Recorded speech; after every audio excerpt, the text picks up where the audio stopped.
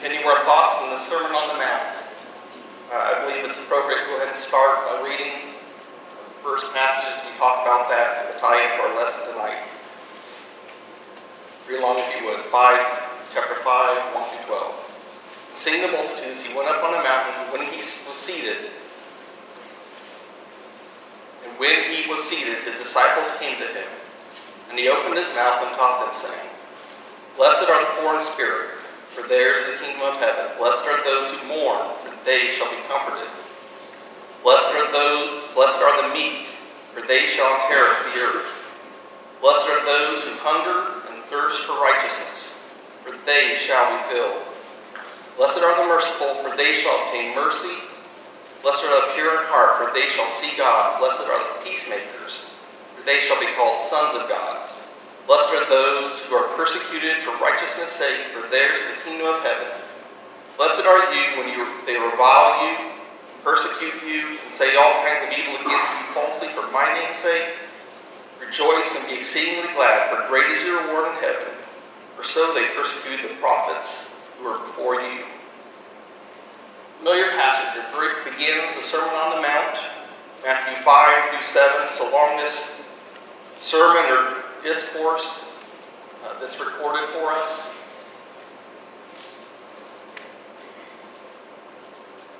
It is pretty much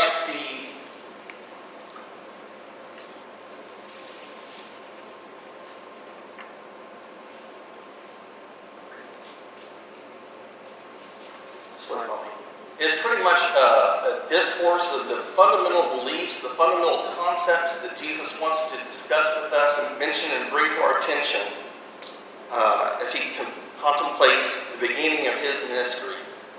It was presented early in his ministry, just a few verses earlier, chapter 4, we read. From that time, Jesus began to preach and say, Repent, for the kingdom of heaven is near. Something's going to happen soon. There's going to be a remarkable change. The kingdom is at hand. He's announcing a dramatic change. This will represent a change in worldviews. It will represent a change at the individual level as well. He's using this lesson to detail who's going to have the characteristics that will gain entrance to this kingdom. He uses it to draw comparisons and place emphasis on how far their current culture had strayed from the intent of the law of Moses, based on their human understandings, their compromises, and the error of their religious leadership, failures of their leadership. Many times he will use the phrase, You have heard it said, but I say. He's challenging assumptions and the status quo. But because it's so familiar to us, we have a hard time hearing it the way the first hearers might have approached this lesson. But we get a clue to their reaction at the end of his discourse. Chapter 7, verse 28-29. And so it was, when Jesus had ended these sayings, that the people were astonished at his teaching. For he taught them as one having authority and not as the scribes. They were astonished. It was did he really say that? Kind of moment. It was so different from what they were accustomed to hearing. As one having authority. Have you ever heard something quite an understatement as that? Picture that. The living Word of God proclaiming the very words of God. Surely his authority was established. But for many it was received as a surprising and startling contrast to what they had heard and understood, their current understandings. For many it must have provoked personal thought, consideration of the message. But just like today, for others, they barely noticed it. They rejected it outright, or they failed to give it any meaningful thought or consideration. In the spirit of the Sermon on the Mount, I'll be asking some questions at the end that will challenge maybe our thoughts. And I'm very uncomfortable doing so. But the verses, I think, take me there.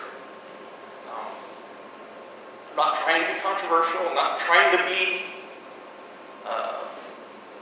bringing up issues or concerns.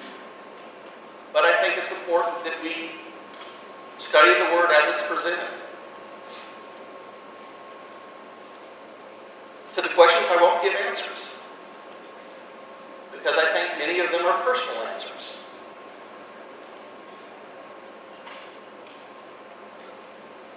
Some of the answers, I don't know the answer. Some of them I don't think we'll ever know the answer. Some, maybe it doesn't matter if we do or don't know the answer. We'll talk more later.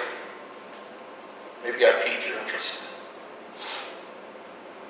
Again, the sermon begins with the Beatitudes. Again, very familiar, we just read them. Each is a short statement, fully describes the person who is in tune with God's heart. Each is a statement that lists the characteristics and the desired result that comes when that characteristic is present. Each is a short proclamation without discussion or narrative. One commentator said it, they're cryptic, precise, and full of meaning. I think that brings it out. Each statement is a statement of a major biblical concept, and that's certainly true of mercy. From what we talked about earlier, from Genesis to Revelation, the Bible, the biblical account is about mercy.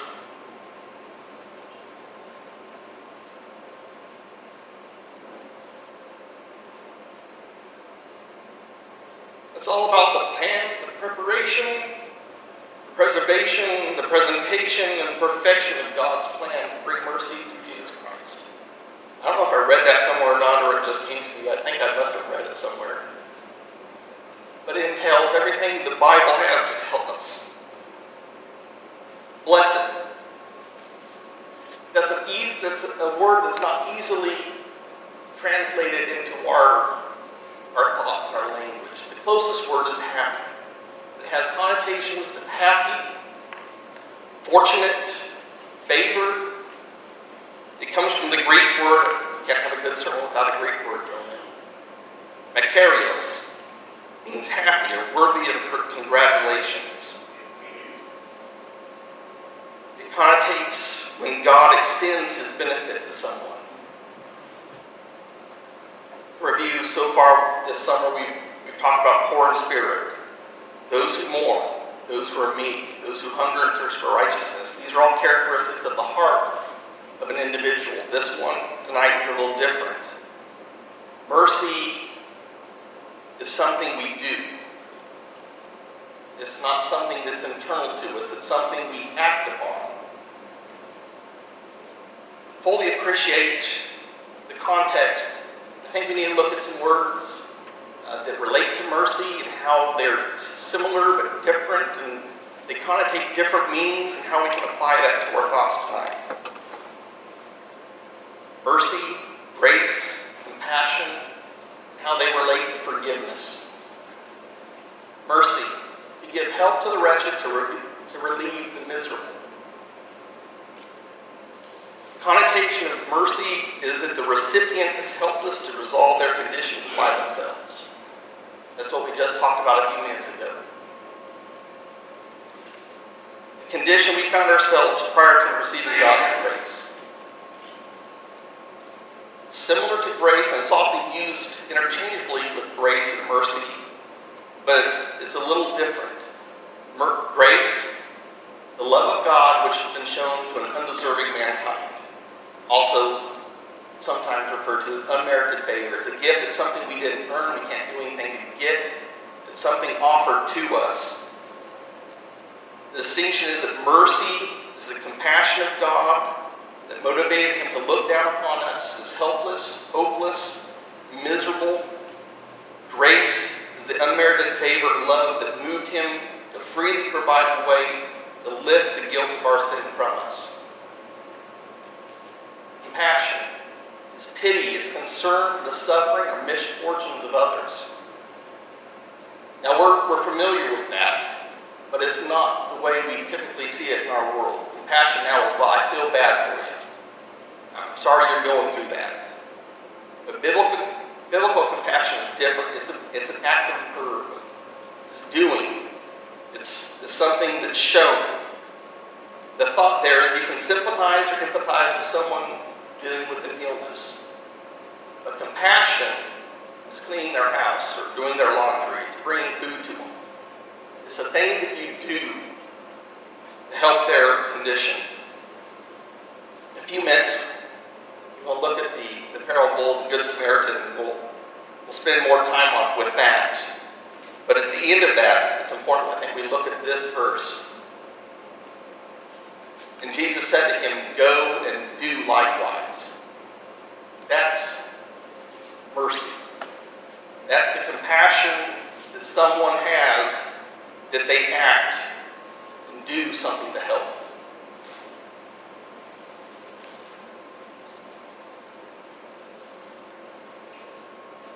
We need to note and understand that mercy isn't an excuse for allowance, an excuse or an allowance for continuing in sin. Paul is clear in that in Romans 6, verses 1 and 2. But as God's righteousness and his justice demands condemnation for sin, his holiness demands a price is paid for that act. But anytime God has extended mercy, something else has taken its place. In the Old Testament, it was a lamb sacrifice. In the New Testament, it was a lamb of sacrifice called Jesus. John 1:29, Revelations 13:8, Micah 7:18 and 19. So we have a little context for our verse. We look at our verse. Tonight, blessed are the merciful, for they shall obtain mercy. But we need to think about what's mercy's motivation. Where does mercy come from? Some might read this and think it's a conditional statement. I must show mercy so that I'm worthy of receiving mercy. Another verse that might have a similar connotation, Matthew 6:12, we're familiar with from the Lord's Prayer. And forgives our debts as we forgive our debtors. Is that also saying it's a condition that we only receive forgiveness if we're willing to forgive? I don't think that's quite right, because that would put God in our obligation if we happen to extend mercy, if we happen to extend forgiveness to someone. It's not within us to make that right. I think the answer might be found here. Parable of unforgiving servant. If you remember this, we won't take time to read it. There's three main characters in the story. There's a master who represents God. There's a wicked servant who unfortunately a lot of times represents us. And then there's another servant who just happened to get caught up in the story with his circumstances. The master was calling debts due, and the wicked servant owed a lot. He couldn't help it. He couldn't pay the price. He was facing prison. His family was going to be sold to satisfy a debt that he could not pay. But he begged and pleaded and received mercy. Not only mercy, but forgiveness of that debt. It was gone. And upon leaving that situation, he found someone who owed him a small sum of money. How did he treat that person? He failed to extend the mercy that he had just received to someone else. How was that received? Verse 31, Matthew 18. So when his fellow servants who saw this happen, his fellow servants saw what had been done, they were very grieved. They came and told their master all that had been done. And his master, after he had called him, said to him, "You wicked servant, I forgave you.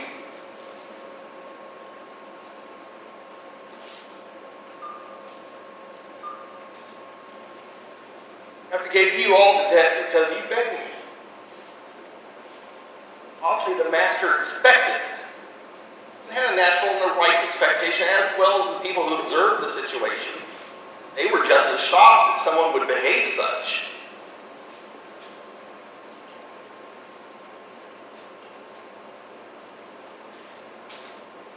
Continuing reading. Should you not also have compassion on your fellow servant, just as I pitied on you? His master was angry and delivered him to the torturers until he should pay all that was due him. So my heavenly Father also will do to you if each of you from his heart does not forgive his trespasses, his brother's trespasses. So we read from this, I think from the context we can see the ability that we have, the expectation that's placed upon us to extend mercy comes truly from when we understand and appreciate the mercy we receive.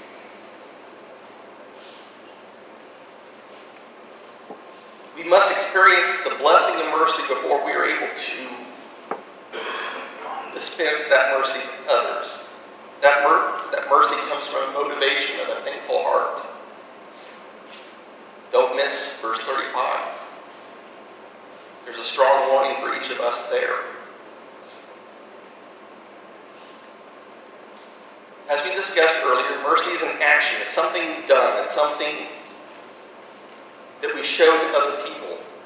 So obviously the next question I think is, who is the object of that mercy?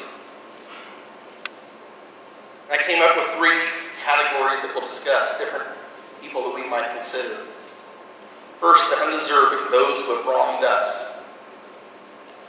Second, the helpless, those in need, the opportunities that present themselves to us. And finally, to members of the household of faith, to each other. How do we treat each other?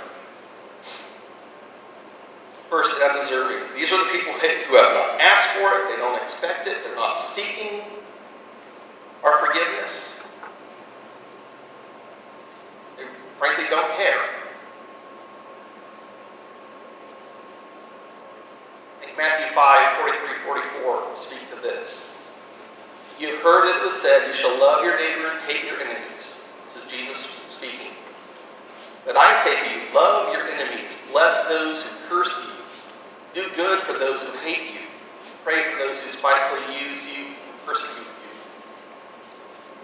you. Again, a sharp contrast to what they might have thought, what they might have understood the expectation was for them. This is a difficult verse because it brings up justice, it brings up mercy and forgiveness. These are people who might deserve justice. So how do we decide? How do we weigh that? Justice and mercy often being in the balance. Just punishment and love are compatible. Think about that. The opposite is revenge and love. They're never going to be compatible. It has to do with the intent of the heart. Why is punishment being sought? Is it because it's demanded by the situation? Is it because it will teach a lesson? Is it because it will make the person better? Example, spanking your children. To spank or not to spank. It can be done out of anger, which is not acceptable. It can be done out of a loving heart, knowing that it will teach, it will motivate, it will change. I don't want to explain away what the verse says, but I know it can't mean that justice must always give way to mercy and forgiveness. But we also need to give thought, be extremely cautious of who we deem worthy of our mercy and who we are willing to withhold mercy from. The motivation has to be from love and goodwill. Anything else, be careful. But also sometimes this extension of mercy and forgiveness to this person who's unworthy and not seeking it, it's not for their benefit. A lot of times it's for our benefit. When we're able to extend that mercy, it prevents our heart from being swallowed up by bitterness and anger and resentment. It's for our friend, it's for our benefit, not necessarily for anything that they might receive. Obviously, the parable of the Good Samaritan comes to mind with this topic. Found in Luke 10, chapter 10, verse 25 through 37. Let's read. And behold, a certain lawyer stood and tested him, saying, Teacher, what shall I do to inherit eternal life? He said to him, well, what is written in the law? That's his expertise, isn't it? What is your reading of it? So he answered and said, You shall love the Lord your God with all your heart, with all your soul, with all your strength, with all your mind, and your neighbor as yourself. He seems to have suspect motives to start with. He comes to test him. And maybe I'm being too critical, but it sounds like he's saying, what's the minimum requirement? What's the least amount I can do and get by? Maybe I'm being too harsh, but that's just the way it seems to me. But he answers correctly, as Jesus notes. He said to him, You have answered rightly, do this and you will live. Verse 27 states, to love your neighbor. That's a concept from Leviticus chapter 19, the old law. This lawyer was surely knowledgeable of that and all the social justice issues in chapter 19 of Leviticus. There we find gleaning, how to treat those who are among you, not picking the field clean, but leaving some for others. Several times in the law, God makes a statement, be gentle, be merciful to the stranger. Because remember, you were in Egypt, you were a stranger there. Other things in law, sabbatical years and year of jubilee, how to treat your neighbor's animal, he's fallen under a load. So these things, this is the heart of God. This is what he wanted his people to recognize. Verse 29. But he, wanting to justify himself, said to Jesus, Who is my neighbor? Then Jesus answered and said to him, A certain man went down from Jerusalem to Jericho and fell among the thieves, who stripped him of his clothing, wounded him, and departed, leaving him half dead. Now by chance a certain priest came down the road, and when he saw him, he passed by on the other side. Likewise a Levite, when he arrived at the place, he came and looked, and passed on by the other side. But a certain Samaritan, as he journeyed, came where he was, and when he saw him, he had compassion.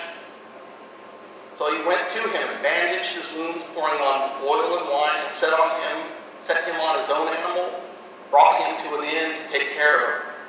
On the next day he departed and took out 2 denarii and gave it to the innkeeper and said to him, Take care of him, and whatever more you spend, I will come. When I come again, I will repay you. Familiar story. I think we need to understand who the Samaritan is. We won't go into great depth. If you want to research that more on your own, read 2 Kings chapter 17. The story is the northern kingdom of Israel, BC 722. They're taken into captivity by the Assyrians. The Assyrians took all the high class and high society away to Babylon, and took others and put them in their place. This resulted in a mixing of religions, mixing of race, nothing that would be honorable to any righteous Jew.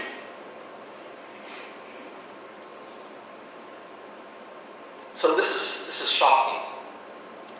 A Levite and a priest, we would expect them to be the honorable, the righteous, those that would show the mercy.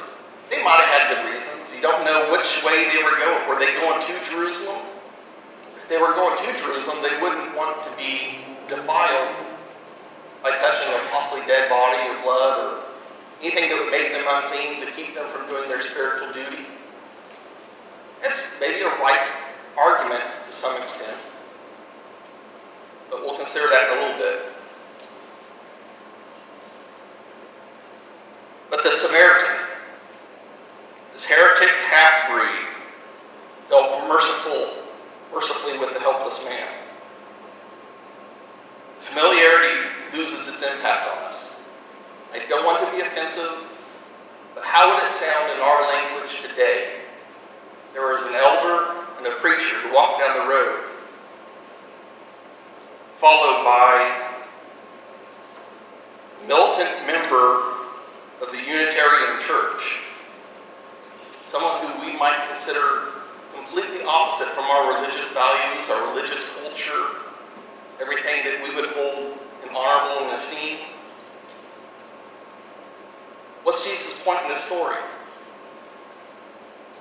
If this despised heathen half-breed could instinctively do what righteousness required, how much more would he expect of a true believer?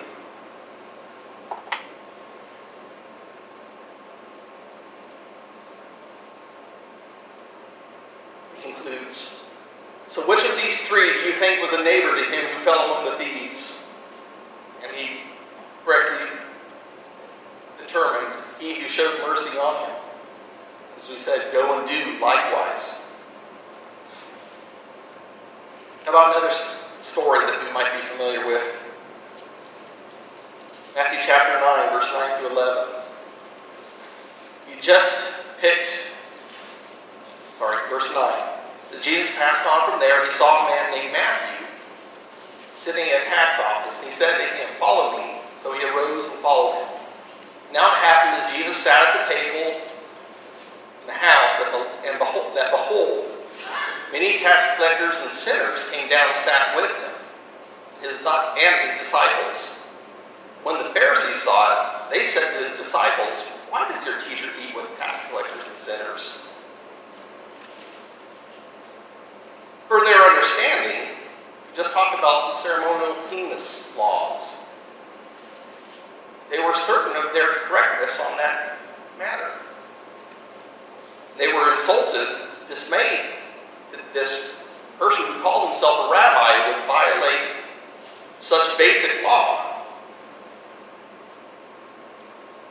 Thought question for us. How many sinners and tax collectors are in our social circles? Do all our friends look, act, and think like we do? How much influence do you have with the world around you? Continuing. When Jesus heard that, he said to them, those who are well have no need of a physician, but those who are sick. But go and learn what this means.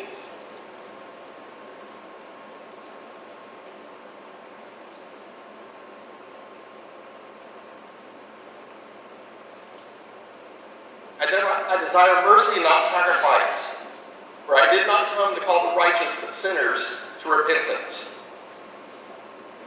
There's a subtle but sharp rebuke to the Pharisees in this verse from Hosea 6:6. For I desire mercy, not sacrifice, and the knowledge of God more than burnt offerings.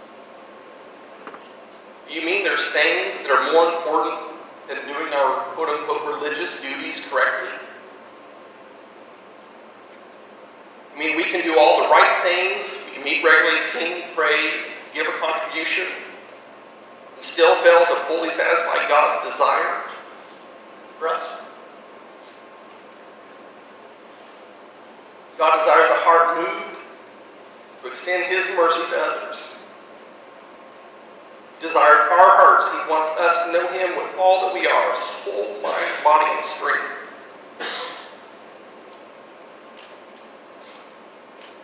I think the key to our verse tonight is this.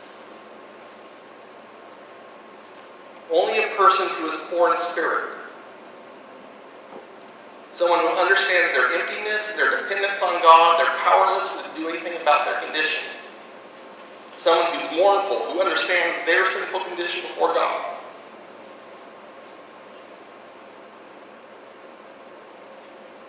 Someone who's meek, faithfully and patiently waiting for God's leading. Someone that hungers and thirsts for righteousness. They desire to learn and grow in God's righteousness. Only this person is prepared to dispense God's mercy to others. Anything less is less than what God desires for us. The problem Jesus is pointing out to these Pharisees is that they failed to grasp these values in their heart. How often do we done the same. It's easy for us to be judgmental and critical of the Pharisees, but I think that's too easy. It's easy to paint with a broad brush and consider they were all bad people. But we have examples of Pharisees who came to Jesus with a heart wanting to learn what God wanted for them. But we must be careful and guard against the hypocrisy that Jesus condemned of them in Matthew 23. Go back and read chapter 23. It's a series of woes of condemnation on the Pharisees because of how they had neglected to maintain a true understanding of the intent of the law. Specifically, verse 23. Woe to you, scribes and Pharisees, hypocrites, for you pay a tithe of mint and anise and cumin, right things to do, have neglected the weightier matters of the law, justice and mercy and faith. These you ought to have done without leaving the others undone. Again, it goes to the heart.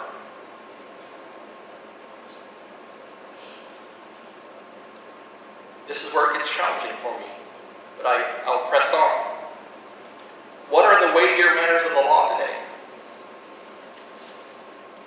Are we guilty of the same thing they're condemned of? Jesus challenged the Pharisees to consider the question.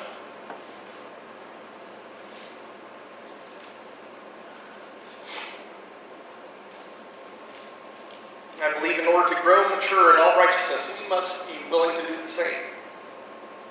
Paul makes an interesting comment in his letter to the Philippians that I believe is worthy of our consideration. Philippians 2, verse 12 and 13. Therefore, my beloved, as you have always obeyed, not as in my presence only, but now much more in my absence, work out your own salvation with fear and trembling. For God who works in you both to will and to do for his good pleasure. Now, not for a moment am I thinking Paul is saying it's unimportant what you believe. Not for a moment is he implying just make it up as best you can as you go, as long as it seems right to you. But rather, realization that it's going to take personal effort to own our own faith. Some issues will need to be considered and struggled with, and some will not necessarily be easy to resolve.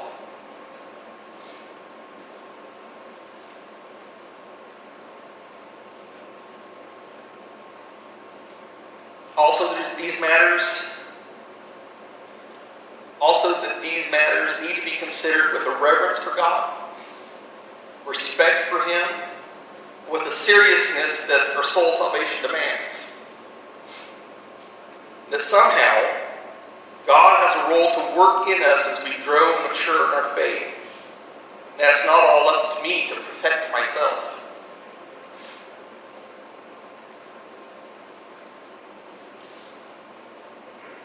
How many of you believe you're correct on every doctrinal issue? What? Anybody? Really? So you know you believe something that's wrong? It's a trick question, but it gives us a pause to think about what we believe. And notice I didn't say, what does him believe for us? What do our elders believe for us? Yes, there are certain things that we all hold true. We'll talk about that in a second. And that's not what I'm saying. But obviously, the things that I believe are true. Because I would never believe something I knew was wrong. Neither would you. But I believe our essentials of our faith are certain and established. I think we can look to Ephesians 4, 1 through 6 to give a list of non-negotiable elements of our faith. Let's read. I, therefore, as Paul, prisoner of the Lord, beseech you to walk worthy of the calling with which you were called. Note this heart. With all lowliness and gentleness, with long suffering, bearing with one another in love. Important verse. Endeavoring to keep the unity of the Spirit in the bond of peace. Next few verses, I think these are non-negotiables. These are things we must believe. These are essentials. There's one body and one Spirit. Just as you are called in one hope of your calling. One Lord, one faith, one baptism, one God and Father of all, who is above all, and through all, and in you all. While I believe I'm correct on every issue, it's a step too far for me to say that I'm infallible. I think that's what Paul was saying previously. Work out our own salvation. There's things that will take effort, that we will have to spend time considering. But we need to keep a lowliness to our spirit, a gentleness, a long-suffering, a bearing with one another. These are important as we deal with each other, and we come to agreement or disagreement on whatever issue we're dealing with. I have some questions. Is my salvation dependent on me being right in all doctrinal positions?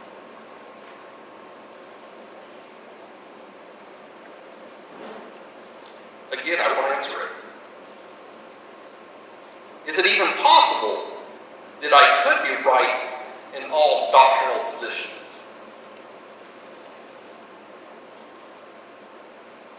Where's the line between matters of salvation and matters of opinion?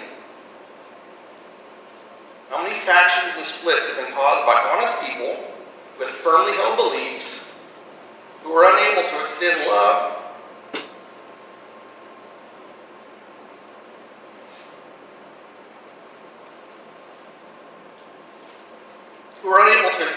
and mercy to their brothers and give way to God's justice, mercy, and faith? How many relationships have been ruined by refusal to give up one's personal rights and preferences for the benefit of a brother's faith? How many opportunities have been missed while matters of lesser weight have been debated? How much influence has the Church of God's people, how much influence has the Church of God's people lost because we have failed to reflect His love and demonstrate His mercy? Again, I'm not trying to be offensive or to be controversial. It's not my goal to challenge or to change anything necessarily. But I think, in view of the verses, there's an understanding that some things are weightier than others. We need to have the correct heart, the correct understanding of God's love, and of God's mercy for us. I wonder if it was this failure of the Pharisees to ask these types of questions that led to their place where they were unable to see God incarnate standing in their presence.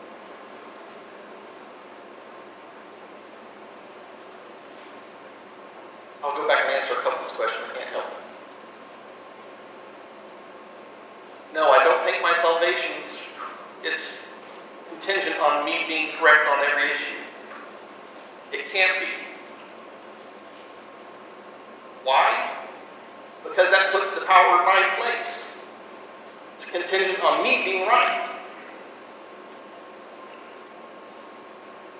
I don't think that's correct. Mercy tells us that it's God's place to extend that to us. Finally, how effective could we be if we internalize the attitudes of the heart found in Matthew 5?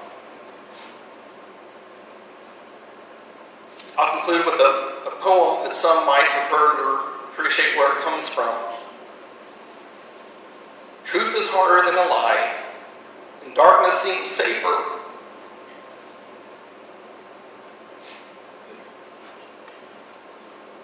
Truth is harder than a lie, and darkness seems safer than the lie, and everyone has a heart that loves to hide. I'm a mess, so are you. We built walls that no one can get through.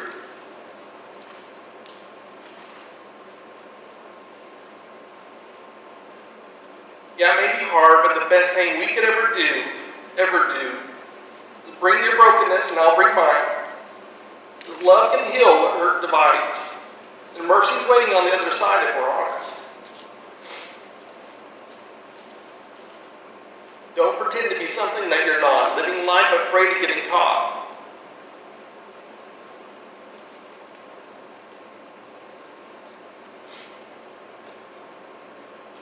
There is freedom found when we lay our secrets down at the cross. Bring your brokenness and I'll bring mine, because love can heal what hurt divides, and mercy's waiting on the other side if we're honest. It would change our lives, it would set us free. It's what we need to be. You bring your brokenness and I'll bring mine, because love can heal what hurts divide, and mercy's waiting on the other side.